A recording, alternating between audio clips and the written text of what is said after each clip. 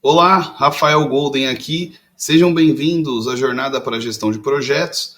E esse é a nossa aula um, na verdade, podemos tratar assim como aula, que é o diagnóstico inicial. E dentro da nossa trilha para a Jornada para a Gestão de Projetos, o diagnóstico inicial ele está na camada acima, né?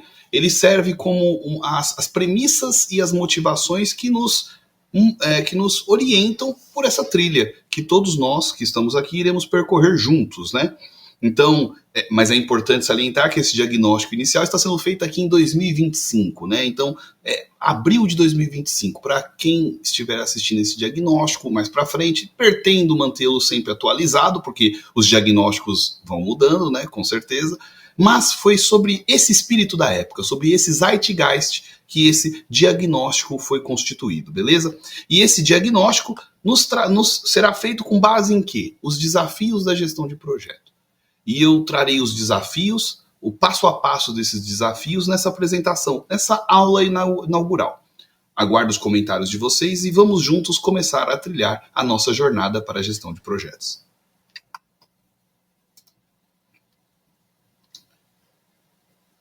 Quais são os desafios, né? Hoje, basicamente, aquele que trabalha com projeto, e quando eu digo projeto, é sempre bom entender que projeto é a definição completa de um objetivo em comum de uma organização, de uma pessoa, de um grupo de pessoas, de várias organizações, que possua início, meio e fim, né? E todos nós que estamos aqui, que buscamos as melhores condições, os melhores processos, as melhores ferramentas e sistemas para gerir, coordenar, analisar, produzir informações para um projeto, seja ele na fase de produção de informação, ou seja esse desafio mais orientado à execução da obra, esse projeto nos traz desafios hoje em dia que as faculdades não nos prepararam para isso.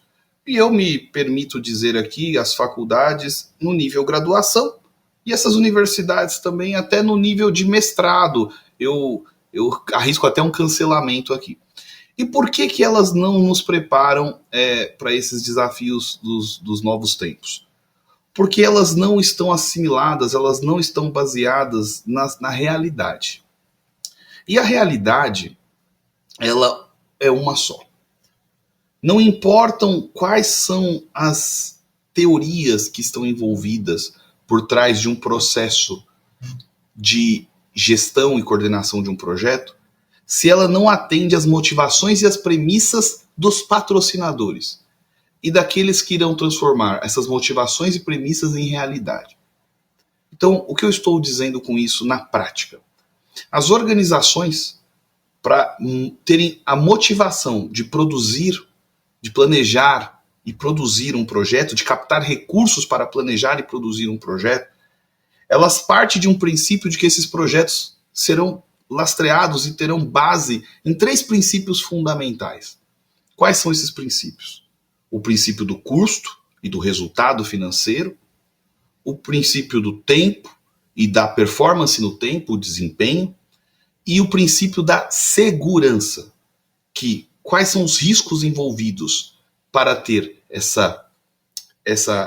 resultado financeiro, essa performance no tempo, esse desempenho. Quais são os riscos? Eu tenho capacidade de mitigar ou retirar esses riscos? Quais são os impactos desse risco para o meu resultado e ao longo do tempo? Então, as organizações, elas obedecem às motivações desses pilares fundamentais. E tudo que você promove, tudo que você organiza, seja essa sua própria organização, para quem está assistindo essa aula e tem sua própria empresa, seu próprio escritório de projetos ou de coordenação, ou você que trabalha em um departamento de um escritório, de uma empresa, de uma incorporadora e construtora, você obedece esses princípios. Porque se eu te disser, você vai ganhar 2 milhões de reais, mas não te falar em quanto tempo, isso não significa nada. E a qual segurança e risco você vai estar envolvido também não significa nada. Então esses pilares são fundamentais. E também falar em quanto tempo você vai executar algo, sem te falar qual que é o resultado financeiro, também não adianta nada. Então, nós saímos da faculdade, temos essa educação mais tradicional, orientada por essa base, E essa educação formal não nos prepara para isso, para essa realidade, que não é dura, é simplesmente a realidade. Nós temos que encarar essa realidade e trabalhar em cima dela.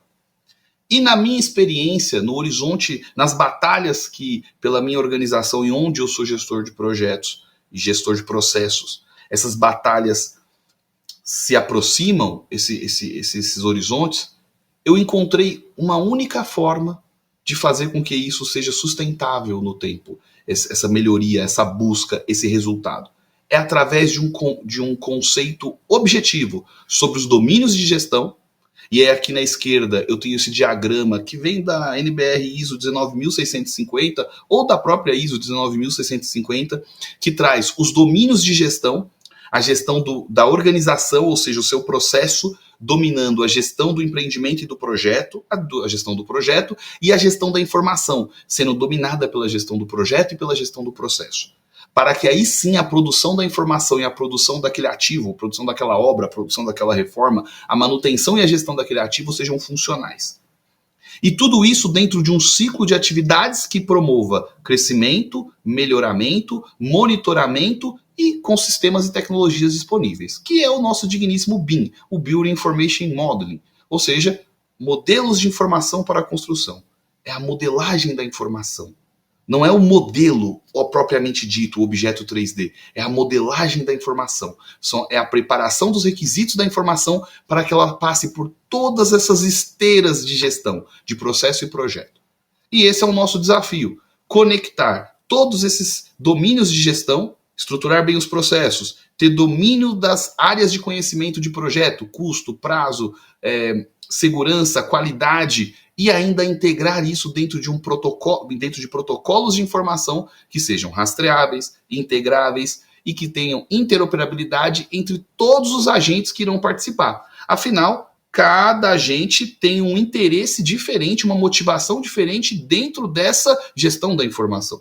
E você, se propõe a ser um gestor, um coordenador de projetos, um coordenador de obras, tem que ter domínio sobre esses processos e sobre essa gestão da informação. E aí está o desafio, compreender que aquelas ferramentas tradicionais, aquela visão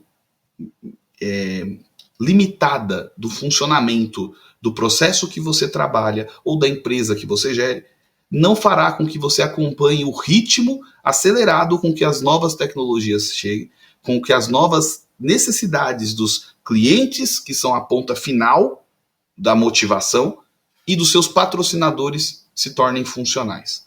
E aqui na Jornada para a Gestão de Projetos, a gente tem essa razão, essa premissa dominante de que processos dominam projetos e projetos dominam informação dentro de um ciclo funcional em que construção, operação, manutenção e escopos estão integrados para que se promova a gestão do projeto de forma funcional e com alta performance no tempo, com bom desempenho. E, além do desafio de ter o domínio dessa gestão de processos sobre a gestão de projetos e os ciclos de atividade para se organizar um projeto de forma funcional, novos desafios vão aparecendo pela nossa frente, pela nossa jornada, por essa trilha que estamos caminhando. O primeiro desafio que eu trago para vocês é a compreensão desse ambiente comum de dados, que agora, nos novos tempos, ganhou uma nova terminologia, que é o CDE, o Common Data Environment, que é o nosso ambiente comum de dados, que é o local onde você integra, troca informações com todos os agentes envolvidos de maneira organizada, estruturada e funcional. Ou seja, é um processo que domina o ambiente comum de dados na sua operação para que a gestão do projeto caminhe e as informações cheguem nos agentes que têm interesse naquela informação no momento adequado, de forma estruturada e segura. Ou seja, está na revisão certa, está no estado de compartilhamento e possui todos os controles necessários. O problema qual que é? Todo mundo trata o seu sistema de dados como um CDE, um ambiente comum de dados, com compartilhamento integralizado. Só que na prática, muitos desses sistemas hoje são simplesmente GEDs, gerenciadores eletrônicos de documentos, o que não há problema algum. desde que eles permitam que os seus dados e as suas informações sejam integráveis através de APIs, protocolos de troca de comunicação de programas, sejam eles através de webhooks, através de chaves de conexão. Existem vários protocolos, eu não sou programador, mas que eles permitissem que essa integração dos seus sistemas fossem possíveis com outros sistemas. O que nos leva a esse desafio. Será que o sistema que eu escolhi inicialmente vai me promover esse ambiente comum de dados de forma integrada, onde todos os participantes do projeto terão acesso à informação que precisam pela premissa do mínimo necessário no momento adequado? Então esse é o nosso desafio hoje com quem trabalha com projetos, nessa jornada para a gestão do projeto, é dominar o nosso ambiente comum de dados. E isso hoje é condição sine qua non, é condição fundamental. Não há como avançar se você não se propõe a dominar o ambiente comum de dados mais do que você domina uma norma técnica de execução de obra, de execução de projeto, de cálculo de projeto. Então, gestor, coordenador, analista de projetos precisa dominar o seu ambiente comum de dados. Esse é a primeira parte do nosso diagnóstico. A segunda parte do nosso diagnóstico vem da conjunção de os domínios de gestão, os ciclos de atividades e esse ambiente comum de dados. O que são? São as novas funções para esses novos processos envolvidos na gestão de projetos.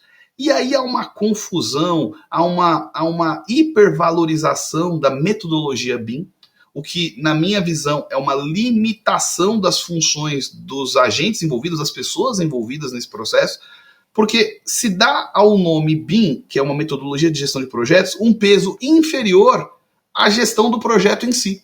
Então tem muitas pessoas com suas funções atreladas à metodologia. Gerente BIM, gestor BIM, coordenador BIM, modelador BIM, analista BIM. Sendo que se o BIM está na esteira da gestão de projetos daquela organização, ele faz parte da premissa fundamental daquela organização, ser um gestor de projetos é fazer a gestão de projetos pela metodologia BIM. E se a sua organização, você aqui, dono de alguma incorporadora e construtora que está assistindo essa aula, parte dessa premissa, há algo de errado na estrutura da sua organização, porque BIM é a metodologia de gestão de projetos em si. Então, essa transformação parte por transformar essas funções em partes inerentes ao processo. E aí algumas diferenciações têm que ser feitas, algumas contextualizações têm que ser feitas para que, dentro desse arcabouço de funções e processos, as pessoas saibam quais são as motivações e as necessidades reais para aquilo que ela está fazendo. Então a gente tem na camada principal da nossa jornada a gestão e o gerenciamento. E qual é a função do gestão e do gerenciamento? Ele tem a função de ele tem a função de transformar os objetivos estratégicos daquela organização, que são passados pela diretoria executiva, pelos seus patrocinadores e pelos seus clientes, em duas camadas. Na camada de gestão de recursos e na camada da gestão das fases do projeto. Então, a gestão e o gerenciamento promove os recursos, os sistemas e as metodologias para que os recursos possam trabalhar adequadamente e tenham as ferramentas necessárias e as fases do projeto caminhem e tenham uma lógica funcional adequada. Então, é a gestão que vai definir quantas fases, é a gestão que vai definir como essas fases terão a sua comunicação, essa sua integração, e é a gestão que vai atribuir os recursos necessários para trabalhar nessas fases. E qual é a função da coordenação? A coordenação, ela tem a função de operar os processos desses recursos e dessas fases e integrar na passagem para cada uma das operações. Então, enquanto o gestor ele determina a função e a viabilidade de um programa de estudo preliminar, de anteprojeto, de projetos executivos, de execução de obra, de gestão de ativo, o coordenador irá promover as compatibilizações, as integrações para que essas fases possam continuar na esteira de produção do projeto. E, lógico, dentro da camada da coordenação, temos os analistas, os compatibilizadores, os executores de obras, os empreiteiros, os engenheiros de obra e também os analistas de ativo, os manutenedores, as empresas que promovem manutenção. Isso dentro da camada operacional. Você precisa se encontrar dentro dessas funções de maneira mais tática, de maneira mais geral, para que aí sim você promova as suas especialidades, as suas especificações e veja se ela atende às motivações inerentes e principais da organização, aquelas que eu disse no início, que estão dentro dos pilares fundamentais: prazo, custo e segurança. Se a sua função não responde a essas necessidades, ela está subjugada, ela está abaixo da necessidade. E eu acho isso importante, o nome adequado das coisas para as funções adequadas. Trouxemos primeiro o desafio do domínio da gestão, processos, projetos e informação. Logo em seguida, o ciclo dessas atividades dentro desses domínios. O ambiente comum de dados. As novas funções para promover essa gestão adequada. E talvez o desafio, talvez não, o desafio mais complexo. O desafio para a gestão da comunicação. E o desafio para a gestão da comunicação, ele parte como premissa, eu gosto de enxergar, por uma matriz de sincronicidade e assincronicidade, já irei explicar, e com informações contextualizadas e descontextualizadas. O nosso desafio para a gestão da comunicação é manter os nossos protocolos de comunicações e as informações que derivam desses protocolos de comunicações dentro do quadrante 1A dessa matriz, que é o quadrante assíncrono, que promove o menor esforço, e com contexto, o que promove o maior impacto. O que seria isso? Assíncrono com contexto, o quadrante 1A. No horizonte de produção de informação em um fluxo de processo bem funcional, bem produtivo, as informações elas são colhidas com contexto, promovidas por diretrizes, procedimentos, BCFs, IDSs, relatórios de compatibilização, qualquer seja o nível de maturidade da sua organização, em um fluxo de compatibilização, análise e produção que permitam que os agentes que participarão desse processo, desse projeto, atuem de forma assíncrona. Ou seja, eu sou coordenador de produto, passo a informação para um coordenador de projetos executivos, ele, no momento que ele precisa dessa informação, ele consulta o meu CDE e como esse protocolo de informação está padronizado com um nome estruturado, eu consigo pegar essa informação e distribuir para os projetistas conforme a sua disciplina e a obra consegue pegar essa informação no seu momento adequado. Olha só, tudo de forma assíncrona, revisionado, controlado em um ambiente com contexto, obedecendo premissas, requisitos da organização, requisitos dos projetos, planos mestres de informação, planos de tarefas de informação. Isso daqui promove o maior impacto com o menor esforço. Só que isso seria um mundo perfeito que eu conseguisse promover toda a troca de informação dentro desse quadrante. O segundo quadrante desejável é o síncrono com contexto, onde algumas reuniões, algumas consultorias, algumas necessidades de atendimento, eles necessitam que os agentes se encontrem através de videoconferências, reuniões presenciais, reuniões em obra, reuniões no ativo que está sendo manutenido, que eles se encontrem para que eles promovam a análise daquela informação que está contextualizada. E para isso nós temos consultorias técnicas programadas em cronogramas e fluxogramas, reuniões de compatibilização de projetos conforme etapas de compatibilizações validadas, reuniões estratégicas para decisões sobre avanço ou não avanço de produtos, projetos e sistemas. Esse seria o segundo quadrante de maior impacto, com um pouco mais de esforço. O terceiro quadrante, que seria o com menor esforço, mas com menor impacto, seria o assíncrono sem contexto, mas que ainda acontece, pois por diversas vezes nós recebemos informações através dos nossos protocolos de comunicação, CRM com clientes, sistemas de atendimento técnico com obra, com projetos, sistemas de troca de informação entre processos e áreas, que essas informações, esses problemas, essas dificuldades, elas vêm sem contexto, porque não estão tratadas em nenhum dos requisitos de projeto ou requisitos da organização, mas elas ainda podem ser tratadas de forma assíncrona. Ou seja, através de SLAs, tempos necessários para atendimento, Service Levels Agreement, mas ela ainda vai promover ainda um menor esforço, por mais que ela venha sem contexto. Então é um e-mail ou relatório que veio num momento adequado, mas sem um pré-ajuste sobre como ele deveria ser enviado. Atendimento saques também se caracterizam por ser sem contexto e assíncrono, mas um bom processo pega essa informação sem contexto e a coloca com contexto. através de análises detalhadas, daily scrums, para quem usa a metodologia Scrum, e promove uma melhoria contínua do processo, para que da próxima vez ele continue com contexto e assíncrono. Mas ainda terá um menor impacto, mas com um menor esforço. No quadrante 2B, nós já teremos o maior esforço e o menor impacto, que são aqueles encontros não programados, reuniões não programadas de informações descontextualizadas. O esforço para se transformar isso em uma informação com contexto para um próximo processo, isso será síncrono, é muito grande. E se manter nesse quadrante é muito esforço, é muita confusão, é onde nós temos os maiores atritos. O que temos aqui nesse síncrono sem contexto? Consultorias técnicas não programadas, emergências de obras por falhas em que o sistema de atendimento técnico com a obra não foi bem definido, atendimentos por telefone ou WhatsApp de forma descontextualizada com as pessoas inadequadas, ou seja, quem é que vai receber aquela ligação? Quem é que vai receber aquele saque? Está bem definido na sua organização? E reuniões sem pautas, onde agentes participam.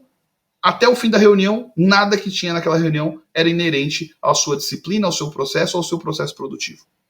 O nosso desafio como gestores 4.0, gestores que querem encarar essa jornada para a gestão de projetos em uma trilha sustentável, é sair desse horizonte síncrono sem contexto para um horizonte assíncrono com contexto.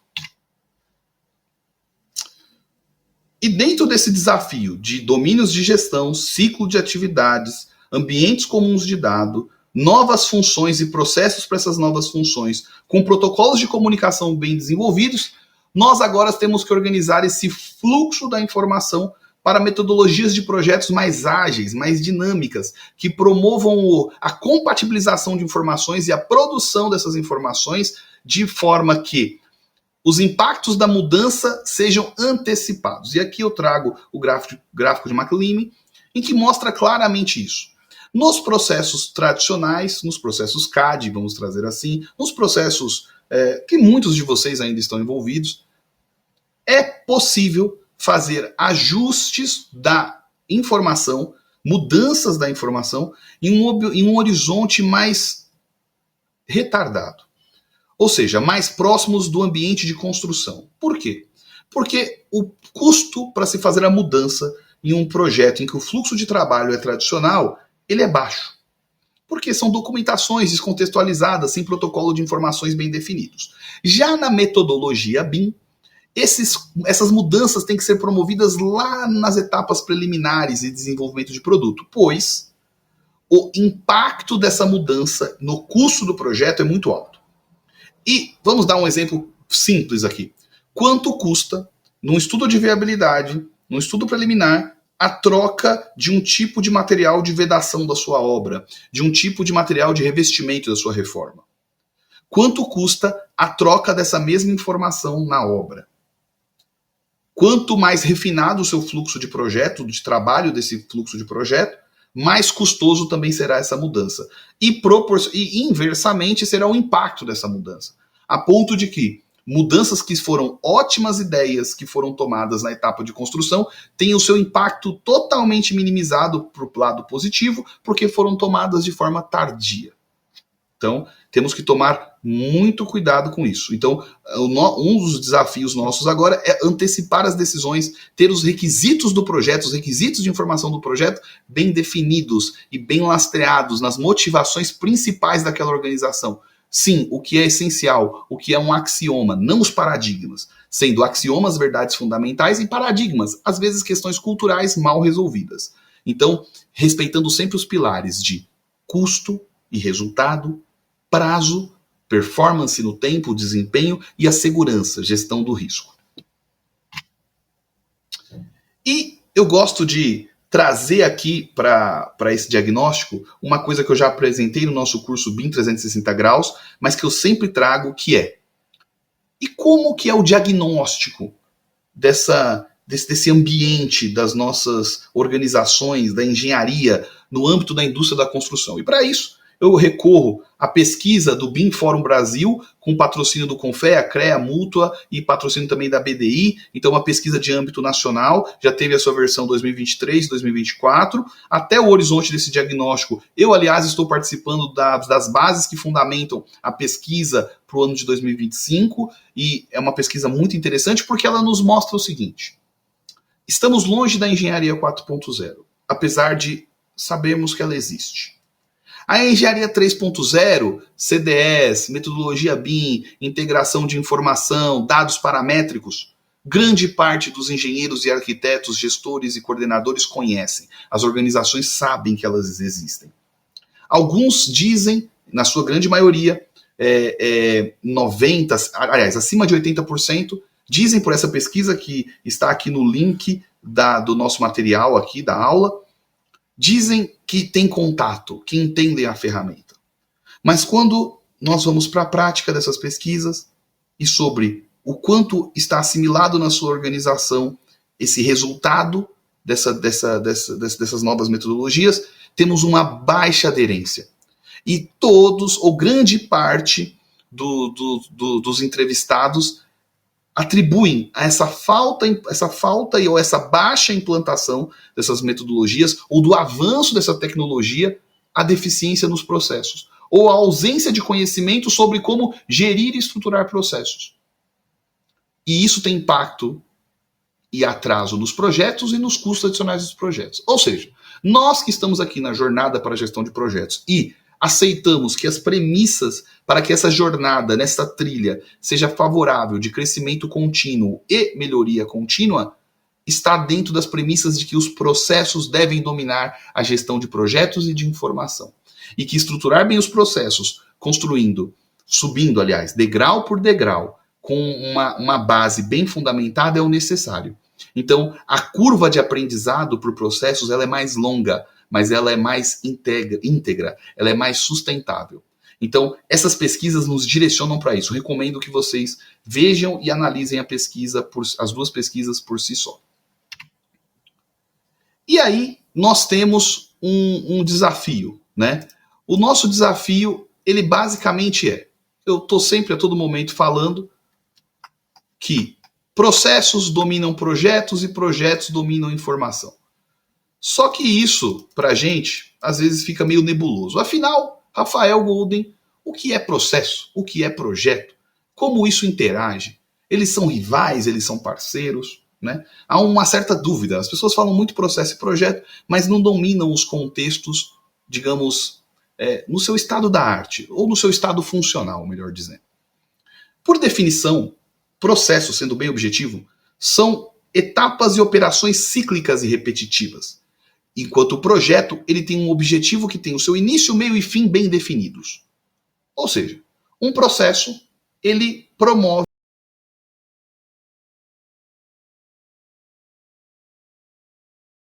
tem objetivos únicos. Se nós formos pensar, quando nós pensamos na integração entre processo e projeto, nós temos um horizonte em que o processo domina o projeto através dos seus processos primários em um ciclo que garante sempre a entrada de novos projetos na esteira de produção. Então imagine que você é uma construtora, a construtora para funcionar, ela tem várias obras que estão entrando. Essas obras elas acontecem dentro de um processo definido. Vou executar as fundações, vou executar a estrutura, vou executar as fundações, vou executar os revestimentos, vou executar os acabamentos, vou entregar a obra. Esse é o seu processo primário. Só que esses processos primários, eles dão motivação para que se entre em novos projetos. Então, dentro desse processo que eu falei dessa construtora, passou o projeto 1, passou o projeto 2, passou o projeto 3, passou o projeto 4. Dentro de um ciclo de início, suas fundações, de meio, suas instalações, e de enfim, seus acabamentos e seus revestimentos. E a passagem entre cada uma das etapas desse projeto são subprocessos que mantêm o ciclo funcionando. Ou seja, são as engrenagens dessa esteira que fazem com que o projeto continue em frente. Ou seja, o processo domina os projetos no seu ciclo principal e é ele que são as rodas, as trilhas, as engrenagens do projeto nas suas integrações, nas suas passagens entre fases. Resumindo, enquanto o processo e o projeto trabalham num horizonte de tempo definido, o processo é contínuo e repetitivo, tem seus objetivos atualizados periodicamente. Os projetos são ciclos temporários e únicos, com objetivos únicos. A importância de se entender processo e projeto faz com que a esteira de produção e gestão da informação seja mais produtiva, interoperável e integrada. Na próxima parte da aula, trataremos sobre como dominar a gestão de projetos na sua organização.